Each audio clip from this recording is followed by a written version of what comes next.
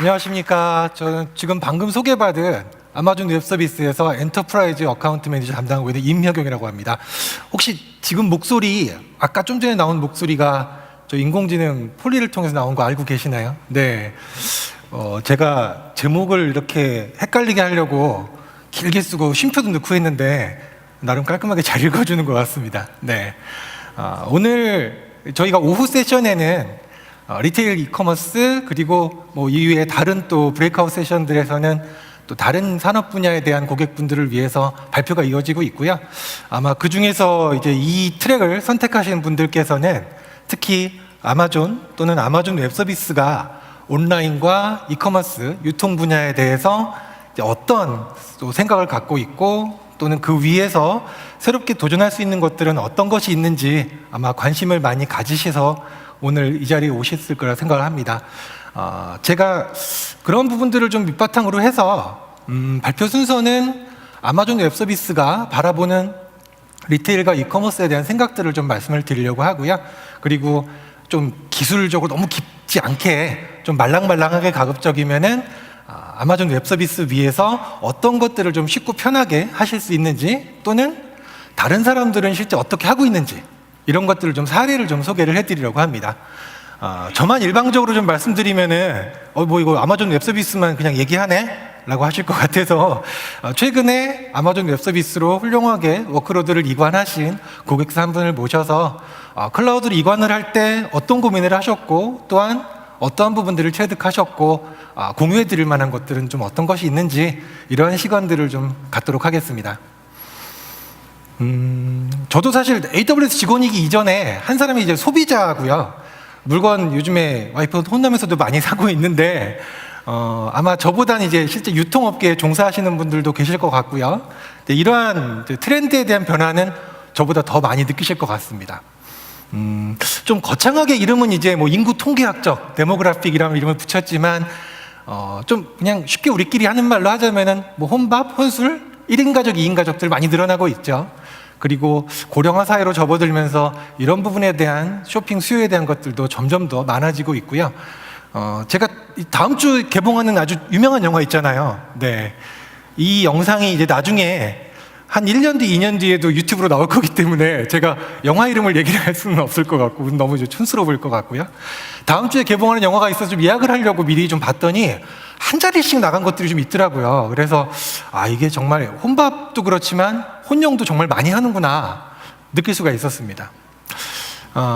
오프라인 매장을 운영하시는 분들 같은 경우에는 당연히 고민이 많으실 것 같습니다. 오프라인 매장에 뭐 면적당 매출이라든지 바켓 사이즈라든지 이런 것들 기존에 많이 관심 가지셨던 것들이 변화하고 있고요.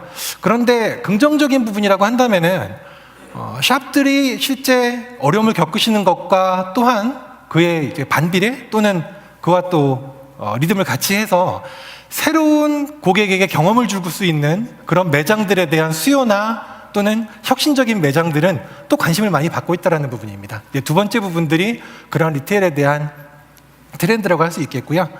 한편으로는 이제 제조업체에서 유통 플랫폼을 거치지 않고 다이렉트로 고객에게 직접 메시지를 전달하거나 상품을 전달하는 일들도 많이 있습니다. 역으로는 이제 오히려 또 그 소비자들이 실제 직접 그런 그 제조업체들을 컨택하는 일들도 늘어나고 있죠.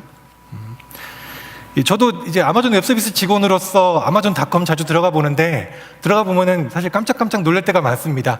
이제 뭐 데이터 인사이트를 바탕으로 제품을 추천해 주는데 제가 전에 샀던 물건 기반으로 또는 그 물건을 샀던 사람들이 산 거 또는 뭐 제가 산 거에 병행해서 추천할 만한 거 이런 것들이 정말 저조차도 눈치 못 챌 정도의 물건들을 막 추천을 해주더라고요. 그래서 이런 것들이 결국은 빅데이터 분석해서 고객 맞춤형 솔루션들을 내놓고 있고 또한 이런 것들이 이제는 너무나 당연히 여겨지는 추세인 것 같습니다. 한편으로는 이 4가지 정도 트렌드 말고도 또 많이 있겠지만 이런 것들을 바탕으로 해서 한번 생각하실 수 있는 거는 결국은 시장의 중심이 물론 예전에도 고객에게 있었습니다만은 점점 더 소비자에게 더 무게중심이 옮겨가고 있는 것 같습니다. 고객들이 정보를 가지고 있죠. 제가 작년 말에도 미국 출장을 갔었고 올해 초에도 좀 출장을 가서 갔는데 집에서 뭐 이거저거 사오라고 시키더라고요. 그래서 매장을 가서 이렇게 보는데 정말 저조차도 모르게 이 물건 대비해서 아마존닷컴에서는 얼마지? 라고 제가 스스로 보고 있더라고요. 네. 결국은 좀 비싼 것 같아서 안 샀습니다. 정보력을 이제는 정말 예전에는 업체가 고객에게 이러한 정보를 주셨다면은 이제는 고객이 다양한 정보 채널을 통해서 오히려 더 많은 정보력을 가지고 있고요. 때로는 그래서 완벽한 서비스를 고객에게 제공하지 못한다면은 이러한 부분들이 평판으로 인해서 또는 뭐 여러 가지 플랫폼들이 있죠. 그 뭐 여행 사이트라든지 뭐 그 플랫폼과 같은 사이트들이 많이 있는데 그런 플랫폼들에서 시간이 없는 고객들을 대상으로 평판을 좀 안 좋게 주면은 영향을 받을 수가 있는 그런 상황이 되겠습니다. 고가의 제품들을 취급하는 회사들은 점점 더 이제 미드마켓을 노리고 있고 또는 뭐 하드 디스카운트 스토어 같이 중저가 매장들도 점점 영역을 넓히고 있어서 시장들은 계속 중첩되고 경쟁은 더 심화하는 것 같습니다. 여기에 이제 뭐 온라인이나 모바일 같은 것들은 뭐 당연한 것이고 아마존닷컴에서 얘기하는 것과 같이 뭐 대시 버튼 한번 클릭하면 바로 물건 사기도 하고요. 또는 알렉사한테 이제 지시하면은 바로 물건 배송되기도 하죠. 다양한 구매 방법 이런 패턴들이 이루어지고 있습니다. 기존에 리테일 담당하시는 분들 같은 경우에 내가 리테일 담당의 뭐 유통 쪽 하곤 하지만 한편으로는 또 프라이빗 브랜드 같은 것들도 역시 새롭게 출시하시는 그런 모델들도 가고 있죠. 최근에 이제 한번 플라스틱이나 비닐봉투 사례가 좀 난 적이 있었는데 앞으로 이러한 이제 환경이나 윤리적 소비를 더 장려하는 문화들도 점점 더 발전될 거라고 생각을 하고 있습니다. 그럼 이런 부분들이 자연스럽게 유통과 이커머스의 비즈니스에 영향을 주는 부분이 생기게 되는데요. 당연히 뭐 매출이 감소한다기보다는 매출 증가 추세가 조금 이제 예전 같지 않다는 말씀을 하시는 경우가 있습니다. 여기에 나아가서는 비용적인 부분에 대한 압박이 유통 리테일러들과 이커머스를 운영하시는 분들께는 체감으로 느껴지시는 부분이시겠고요. 차별화된 가격 전략이 필요하셔서 내부적으로는 매출을 키우고 파이를 키울 것인지 또는 마진을 더 가져갈 것인지 하는 부분들을 검토하시는 전체 비즈니스에 영향을 줄 수 있기 때문에 그런 단계로 이루어졌습니다. 모바일 요구에 대한 부분들 또한 이렇게 모바일 접속해서 들어온 고객들이 충성도가 예전 같지 않습니다. 쉽게 여러 가지 플랫폼들을 접할 수 있기 때문에 비록 내가 지금은 요 쇼핑몰에서 샀지만 그렇다고 평생 제가 이 쇼핑몰이나 어느 매장의 고객은 아닌 거거든요. 즉각적으로 바로 바꿀 수가 있습니다. 참 변덕이 심한 그런 소비자들을 대응해야 되는 그런 세상이 됐죠. 한 사람의 고객들을 유지하기 위한 비용들도 그만큼 높아졌고요. 옴니채널이나 투자 비용이 많이 들어가고 시간이 들어가는 것들을 비즈니스상으로 이제는 반드시 해야 하는 강제사항이 거의 돼버렸습니다. 서플라이 체인 같은 경우도 실제 우리 유통 그 재고나 매장에 얼마가 남아있는지를 정확하게 고객한테 전달해줘야지 실제 구매로 이루어질 수 있는 확률이 더 커진다고 할 수 있겠습니다. 이런 부분들이 결국은 고객에게 조금 더 힘이 가고 있는 요즘의 추세라고 할 수 있겠고요. 집중하실 점은 어떤 부분들일까요? 제가 뭐 IT라고 특별하게 얘기는 했습니다만 비용 한번 마른 수건 한 번 더 짠다고 해야 될까요? 안 그래도 예산이 뭐 급격하게 늘어나지는 않는 상황인데 점점 더 줄어드는 예산에 이제 해야 되는 것들은 더욱더 많아지는 그런 세상이 됐습니다. 비용들, 예산들은 넉넉하지 않은데 온라인과 옴니채널 모든 다 전략 세워서 대응을 해야 하고 그리고 디지털 마케팅도 강화하라고 얘기를 합니다. 한편으로는 이미 만들어진 우리 좀 제일 구매 많이 하시는 VIP 고객들을 위해서 고객 만족도를 더 높이고 타겟 마케팅을 하는 VIP를 타겟한 플레이들도 꼭 해야 되는 부분 중에 하나죠. 과연 그러면 이러한 부분들을 클라우드가 AWS가 어떻게 도와드릴 수 있을까요? 일단 1차적으로 생각할 수 있는 것은 비용 부분인 것 같습니다. 도입 비용과 운영 비용. 예전에는 이제 가령 옴니채널 시스템 또는 뭐 특정한 시스템을 구축하신다고 했을 때는 현업에서 사이징 받아가지고 요만큼 들어올 것 같으니까 거기다가 3년치 또는 5년치 잡고 약간의 버퍼를 두어서 하드웨어를 키우죠. 그럼 그 하드웨어나 소프트 업체는 또 자기들이 나름대로 또 약간의 위에 추가적인 혹시 모를 버퍼를 키워서 사이징을 해서 납품을 합니다. 이런 것들을 뭐 비용적인 부담도 당연히 있지만 사이징을 하기 위한 시간과 단계 그 지난한 그 커뮤니케이션 과정들이 클라우드를 통해서 가게 되면은 단축이 되실 수가 있는 거죠. 일단은 좋은 아이디어가 있으면은 보시는 것처럼 즉각적으로 실행을 할 수가 있습니다. 지금 당장 아마 뭐 콘솔에서, AWS 콘솔에서 바로 로그인하시면은 가상 머신을 생성하실 수가 있고, 또는 이커머스용 플랫폼으로 만들어 놓은 저희 템플릿 같은 것들도 있거든요. 그런 템플릿을 그냥 바로 플레이 시키실 수가 있습니다. 내가 좋은 아이디어가 있으면은 이제 그렇게 여러 가지 복잡한 계산 과정을 할 것이 아니라 즉각적으로 워크로드 올릴 수가 있는 것들이 클라우드에 드릴 수 있는 장점이라고 할 수 있을 것 같고요. 또는 뭐 기존에 이제 데이터 같은 부분들이 많이 쌓이게 되는데, 이러한 데이터들을 얼마만큼의 스토리지가 필요한지, 또는 얼마만큼의 로그가 들어올지 역시 다 계획을 해야 합니다. 하지만 클라우드는 저희가 무한정에 가까운 데이터 영역을 제공해 드리기 때문에 여기 위에 빅데이터를 올리실 수도 있고, 또는 그렇게 올라간 데이터들을 가지고 분석 엔진을 돌리실 수도 있고요. 뭐 필요하다면 관연도 데이터들은 이제 아카이빙 하실 수도 있습니다. 네. 최근에 이제 K-팝이나 K-뷰티 이런 것들 많이 전 세계적으로 인기가 있죠. 그래서 그런 것들을 가지고 꼭 한국에 계시다고 해서 한국만 시장으로 생각하실 것이 아니라 전 세계를 대상으로 뭐 역직구를 하실 수도 있고, 세계의 곳곳에 플랫폼을 세우실 수도 있습니다. 아마존.com 보니까 그 BT21 뭐 캐릭터 상품 진짜 많이 팔리더라고요. 이런 것들 아마 예전 같으면 상상할 수 없었던 일일 것 같습니다. 세계적으로 각각 나라에서 필요하는 그런 인증과 법규에 대해서도 클라우드를 이용하시면은 조금 더 편리하게 만족시킬 수가 있습니다. 아마존 웹 서비스에서는 아시다시피 저희가 ISMS 인증을 획득해서 한국에 대해서도 그 규제 준수를 계속 맞춰 나가고 있고요. 그리고 외국 지역에 대해서도 그 나라에 맞는 인증 시스템들을, 또는 법규 시스템들을 부합을 해 나가고 있습니다. 아마존 웹 서비스에서는 이제 약간 그러면은 이런 부분에 클라우드 쓰면은 괜찮겠네라고 생각이 드실 텐데, 저희가 크게 세 가지의 좀 카테고라이즈로 본사에서 이렇게 만들어 놨습니다. 첫 번째는 이제 리테일을 위한 빅데이터 플랫폼, 그리고 두 번째는 유니파이드 커머스라고 하는 플랫폼입니다.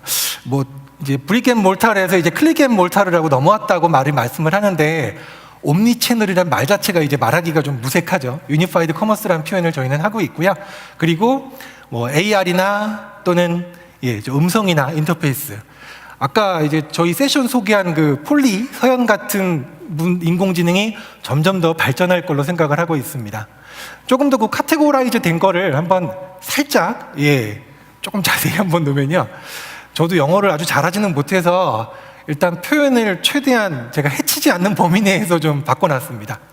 물론 한 번에 여러 가지를 다 테스트하실 수도 있겠지만, 아마존 웹 서비스에서는 성숙도에 맞게 단계별로 접근하는 전략들을 이렇게 표로 좀 만들어 놨습니다. 왼쪽 위에서 보면 이제 빅데이터 포 리테일이라는 워크로드 항목이 있는데요. 이 분야에서는 이제 사용자가 쇼핑을 시작하려고 마음을 먹었을 때부터 거래를 끝낼 때까지의 모든 로그 또는 관련된 데이터를 다 담을 수 있는 데이터 레이크를 표현을 하고 있습니다. 사용자 접점을 한 군데 두고 이 사람을 360도 쭉 둘러싸서 보여줄 수 있는, 얻어질 수 있는 모든 데이터를 클라우드에 두자. 예전에 이제 온프라미스에 두게 되면은 너무 사이즈가 커지죠. 클라우드에 두고 클라우드에 있는 다양한 분석 엔진을 통해서 그 다음 단계에는 뭐 DW를 구축하실 수도 있고요. 또는 우리 회사는 원래 쓰고 있는 BI가 있는데 요거랑 한번 연결할 수 있을까? 네, 가능합니다. 그런 부분들을 연결을 하신다든지, 또는 모여진 데이터들에 대해서 인사이트를 얻으실 수 있는 레가시 ERP하고 연동하실 수 있는 부분들 같은 거, 또는 아예 기존 ERP를 클라우드로 옮기실 수 있는 것 같은 부분들을 빅데이터 포 리테일로 저희가 카테고리를 두고 있고요.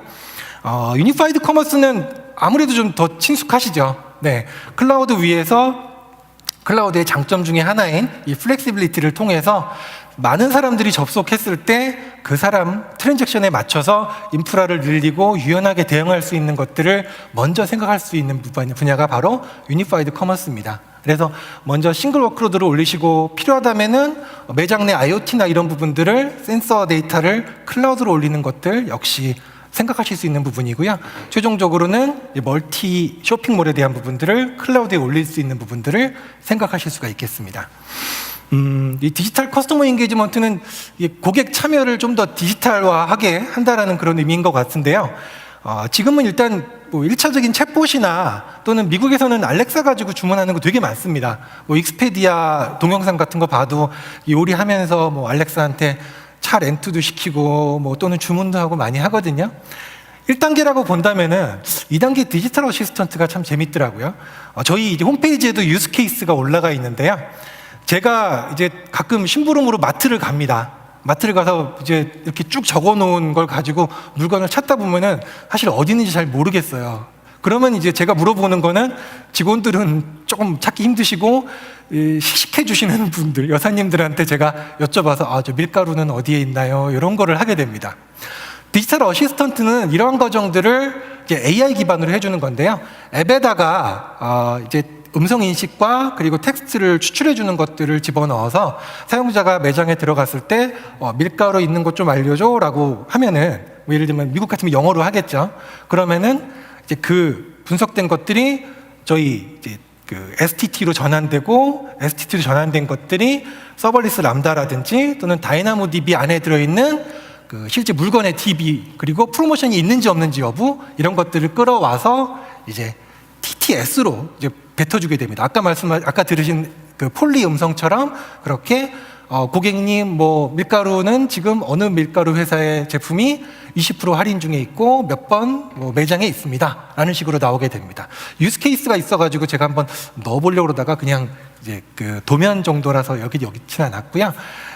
근데 재밌는 거는 이러한 디지털 커스터머 인게이지먼트가 예전 같으면은 서버들 많이 하고 스토리지 많이 해서 구성했었어야 했는데 지금의 디지털 커스터머 인게이지먼트 방식의 워크로드는 대부분이 서버리스로 이루어지게 됩니다. 그래서 쉽고 빠르게 한번 테스트를 해보실 수 있는 환경들을 제공을 하고요. 이후로는 아마 뭐 AR이나 VR처럼 더 발전된 방향으로 전환되지 않을까라고 생각을 하고 있습니다. 한번 그 세 꼭지별로 한 가지씩 한번 사례를 제가 말씀드려 볼게요. 우선 첫 번째는 이제 제가 국내 사례는 사실 워낙 많은데 일단은 그 외국 사례를 위주로 좀 넣어봤습니다.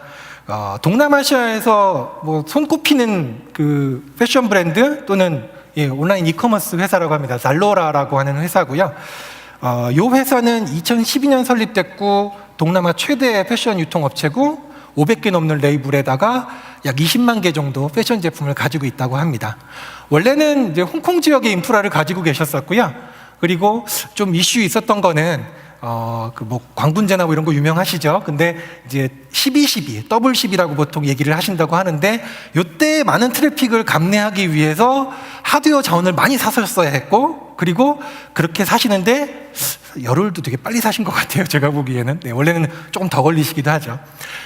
시간이 많이 걸리셨고 여기다가 홈페이지에 새로운 기능들을 넣었는데 시간도 오래 걸리셔서 클라우드를 전환을 하신 후에 15분 내에 컴퓨팅 용량을 4배 정도 이상 기존 대비 확대할 수 있다고 말씀해 주셨습니다. 그리고 중요한 시사점은 비즈니스에서 정기적으로 웹사이트에 이제 기능들을 좀 추가를 하는 니즈가 있는데 이런 것들을 기존보다 3배 빠르게 새로운 기능들을 출시하실 수 있다라고 그렇게 말씀을 해 주셨습니다. 두 번째는 이제 데이터 분석 쪽 관련된 사례인데요. 아마 AWS 좀 몇 년 전부터 보셨으면 몇 번 들어보셨던 사례실 거예요. 오프라인 스토어에 가면 있는 그런 스타일리스트처럼 온라인상에서 노드스트롬 리코멘데이션 서비스를 제공을 해주는 겁니다. 기존에 15분에서 20분 정도 걸리던 추천 작업을 수초 내로 아마존 웹 서비스를 이용해서 하실 수 있었다라고 말씀을 해주시고요. 최근에는 2015년에 AWS 어린을 말씀해 주셔서 비용 절감도 추가로 이루어졌다라고 노드스트롬 임원께서 직접 말씀해 주신 내용입니다. 이 회사의 경우에는 이제 뭐 위에 보시는 것처럼 웹사이트나 모바일이나 보안이나 개발자분들을 위한 환경들 클라우드에 많이 구성이 되어 있고요. 레코멘데이션 엔진을 위해서는 이제 기존의 소셜미디어하고 오프라인에 있는 데이터들을 모두 받아서 이런 부분들을 같이 분석을 돌리시고 그리고 그 위에서 AWS의 컴퓨팅 자원과 그리고 앞단에 이제 실시간 분석을 할 수 있는 키네시스 그리고 중간에 레드시프트와 같은 DW, 다이나모DB와 같은 NoSQL 시스템을 도입을 하셨습니다. 네. 세 번째는 이제 DCE, 디지털 커스터머 인게이지먼트 사례 중에 하나인데요. 자주 드시는 버거 업체죠. 오른쪽 위에 있는 분께서 이제 맥도날드의 CTO시고 2016년 저희 리인벤트라는 행사에서 발표를 해주셨습니다. 그래서 글로벌 포스 시스템을 약 20만 개 정도 이상의 레지스터, 계산대와 30만 이상의 포스 시스템을 글로벌 포 시스템을 아마존 웹 서비스로 옮겼다라고 말씀을 해주셨고요. 이 과정에 초당 8,600건 정도의 트랜잭션을 처리할 수 있는 환경들을 만들었다라고 얘기를 해주셨습니다. 재밌는 건 이제 사실 저희가 생각하기에는 햄버거 회사가 디지털 트랜스포메이션을 할 수 있을까라는 생각을 저는 살짝 재밌었는데요. 매장과 이제 포스의 혁신을 함으로써 오히려 DT 입장에서는 정말 앞서가는 회사로서의 그런 자리매김을 하신 것 같습니다. 이 회사는 이제 앞에 보신 것처럼 포스만 올리신 건 아니고요. 저는 이제 보통 매장 가가지고 이렇게 키오스크에서 이렇게 뚝뚝뚝뚝 사는데 홈 딜리버리를 많이 하더라고요. 맥도날드 커머스 플랫폼이라고 하는 플랫폼을 사용을 하는데 이 커머스 플랫폼을 통해서 초당 2만 건까지 주문을 받을 수 있는 캐패시티를 만드셨고, 그리고 모든 그런 서비스는 100ms 이내에 레이턴시로 서비스가 가능하게 그렇게 구축을 하셨습니다. 밑바탕에는 아마존의 ECS라고 하는 컨테이너 서비스를 활용하셨었고요. 또 재밌는 점은 이제 아마존 웹 서비스가 이런 데이터 이관 또는 이커머스 플랫폼의 구축과 이관 단계에서 저희 클라우드 어댑션 프레임워크라고 하는 마이그레이션 방법론, 그리고 조직과 보안과 테크놀로지를 모두 제안드릴 수 있는 이러한 방법론을 적극 설명드려서 체득을 해주셨고, 한편으로는 구축된 이후에는 계속 또 웹 아키텍처와 같은 비용 절감 프로그램을 저희가 계속 권장을 드리거든요. 이런 부분들을 통해서 지속적으로 발전을 해나가시고 있다는 부분입니다. 밑에 이제 사례 페이지를 제가 넣었고요. 유튜브도 있고 그리고 페이지도 나와 있어서 이후에 자료 배포 받으시면은 한번 상황 보실 수 있을 것 같습니다. 네.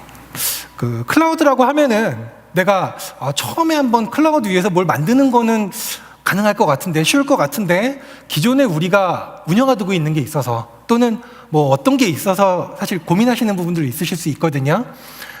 하지만 뭐 클라우드로 마이그레이션 하는 것들 사실 신규 서비스 구축만 가능한 것은 아닙니다. 그래서 기존 환경의 이전도 중요하고 어떻게 쉽고 안정하고 그리고 빠르게 효과적으로 운영할 수 있는지, 이관할 수 있는지에 대해서도 상당히 많은 고민과 관심이 필요하고요. 이번 시간에는 그러면은 다음으로는 국내 이제 유통 대기업 고객사에서 클라우드로 기존에 운영하시던 환경을 성공적으로 이관하신 사례를 고객 소개와 함께 듣도록 하겠습니다. 현대백화점 그룹 한섬 IT팀의 이동열 부장님을 앞으로 모셔서 소개 말씀 드리도록 하겠습니다. 박수와 함께 부탁드리겠습니다. 네, 요거 포워드입니다. 네. 안녕하십니까.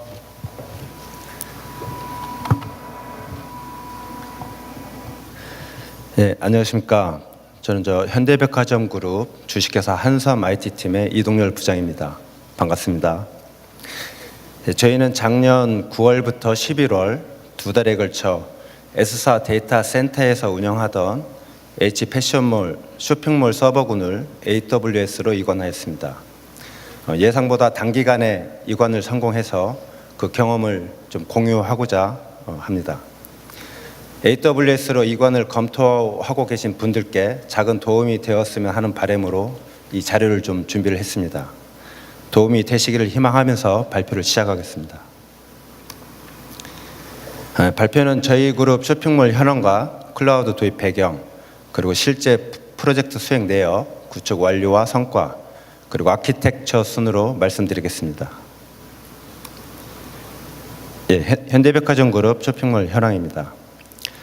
현대백화점의 더 현대닷컴, 그리고 현대홈쇼핑의 H몰은 그룹 데이터 센터에서 운영하고 있습니다.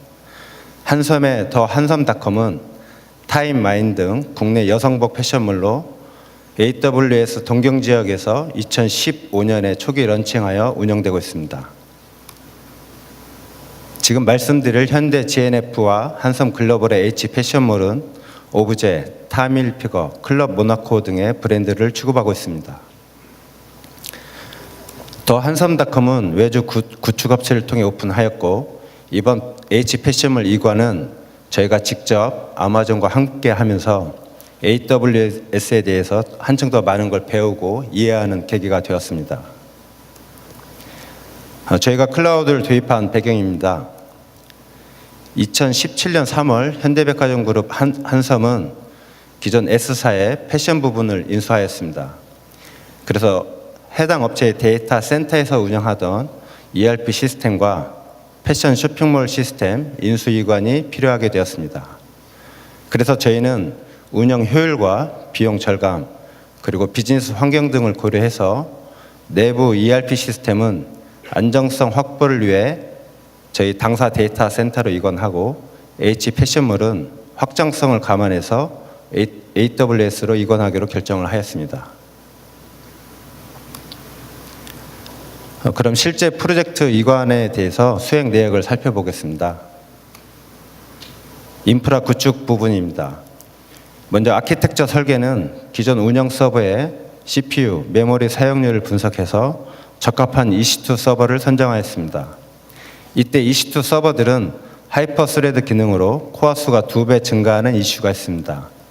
그래서 각종 솔루션 라이센스들을 2배 확보해야 하는데 각 솔루션 벤더들은 AWS 클라우드용 라이선스를 지급을 합니다. 하지만 한 번쯤은 꼭 확인이 필요한 상황입니다. 설계 후의 인프라 구축은 네트워크 장비와 웹, 와스, DB 서버 등을 구성하였습니다. 오라클 DB RAC가 지원되지 않아서 액티브 스탠바이의 HA 구성을 하였습니다. 소프트웨어 설치는 어플리케이션 영향을 최소화하기 위해서 최대한 현재 버전을 유지하였고 AWS의 오토 스케일링 기능을 이용하기 위해서 아마존, 그리고 메가존, 티맥스 소프트 3사와 POC를 진행해서 방법을 도출하였습니다. 마지막으로 저희 당사 데이터 센터와 VPN 연결을 하였습니다. 데이터 및 어플리케이션 이관입니다.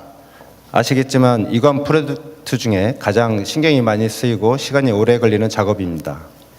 저희는 데이터 가드를 이용해서 3회에 걸쳐 데이터 동기화를 하였고 이미지 등 컨텐츠 파일은 수일에 걸쳐 전송 이관하였습니다. 어플리케이션은 충분한 단위 및 통합 테스트를 하였고 오픈 시 DNS TTL 값을 단축 설정해서 최대한 빨리 신규 서비스로 접속 유도하였습니다. 또한 웹 와스 이중화 테스트, DB의 페일오버 테스트, 그리고 부하 테스트도 시행을 하였고 오픈 시점에는 각 서버를 스케일업하여 오픈한 후에 안정화하여 원래 계획했던 사양으로 스케일 다운하여 운영하고 있습니다. 이거는 저희 프로젝트 실제 일정입니다. 내부 프로세스를 거쳐서 2017년 9월 말에 프로젝트를 착수하였습니다. 내부 ERP 시스템 이관은 이 발표에서 많이 언급을 안 하고 있지만 S사에서 당사 데이터 센터로 11월 11일 이관 오픈하였고 일주일 후에 11월 18일 H 패션몰을 AWS에서 오픈하였습니다. 작년 프로젝트 기간 중 약 10일간 추석과 한글날을 포함한 황금 연휴가 끼어 있어서 리스크가 좀 컸지만 그 기간 동안 데이터 및 이미지 등을 이관하고 효율적으로 일정 관리를 해서 2개월 내에 성공적으로 정상 오픈하였습니다. 이와 같이 구축 완료된 저희 H 패션몰 이관 프로젝트에 대해서 한번 리뷰해 보겠습니다. 이슈 사항들입니다. 짧은 기간에 완료해야 하는 일정상 문제는 AWS의 마이그레이션 방법론을 통해서 자동화를 적극 활용하였고 또 AWS는 NAS가 지원되지 않아서 서드파티 스토리지를 도입해서 이미지 등의 각종 컨텐츠를 공유 가능하도록 하였습니다. 마지막으로 이벤트 시 DB 서버에 부하 문제가 있어서 초기에는 서버 스케일업을 통해 대응하였고 지속적으로 튜닝을 해서 안정화하였습니다. 다음은 최적화 부분입니다. 네트워크, 서버, 비용 등에 대해서 최적화를 진행하였습니다. 대표적인 예는 일반적인 데이터 센터에서는 전용 회선 비용을 네트워크 비용으로 발생하는데 AWS에서는 아웃바운드에 해당하는 데이터량이 요금으로 발생하여 초기에는 예상치 못한 비용이 발생을 했습니다. 그래서 저희는 ELB와 사용자 간 AWS 클라우드 프런트를 적용해서 해결을 하였습니다. 이 장표는 실제 AWS 과금을 세부적으로 분해한 엑셀 시트입니다. 고정비와 변동비로 각 항목들을 분류하였고 고정비에서는 EC2 최적화에 주안점을 두었습니다. 변동비에서는 데이터 트랜스퍼 비용 절감을 위해서 앞에서 언급했던 AWS 클라우드 프론트로 대응을 하였습니다. 여러분께서도 이 장표를 실제 참고하시면 좋을 듯 합니다. 마지막으로 성과에 대해서 말씀드리겠습니다. 저희는 8주 내 짧은 시간에 AWS로 이관을 하였고 이벤트 등의 프로모션을 확대 적용할 수 있는 기반을 마련했습니다. 비용 또한 언프라미스 대비 약 30% 절감을 하였고 멀티존의 가용성을 확보해서 빠르게 비즈니스에 대응할 수 있는 구조를 구축하였다고 생각합니다. 이 자리를 빌어서 이런 모든 성과를 가능하게 같이 협업해 주신 기존 SK 운영팀, 그리고 국내 AWS 컨설팅 1위 업체인 메가존, 그리고 DB 이관 및 튜닝을 담당해 주신 엑셈과 구더스, 그리고 아마존 모든 관계자 여러분께 다시 한번 감사 말씀을 드립니다. 저희 아키텍처입니다. 지금까지 발표한 저희 H 패션몰의 아키텍처인데요. 사용자와 ELB 간의 클라우드 프론트, 웹아스의 오토 스케일링, DB의 HA 구성, 그리고 당사 데이터 센터와 VPN 연결입니다. 이상으로 발표를 마치면서 이번 프로젝트를 하면서 느낀 점은 AWS는 쉽다입니다. 그래서 저희는 앞으로도 AWS에 더 많은 서비스 확대를 계획하고 있고 이 발표가 AWS로 도입을 검토하시는 분들께 조금이나마 도움이 되었으면 합니다. 이상 마치겠습니다. 감사합니다.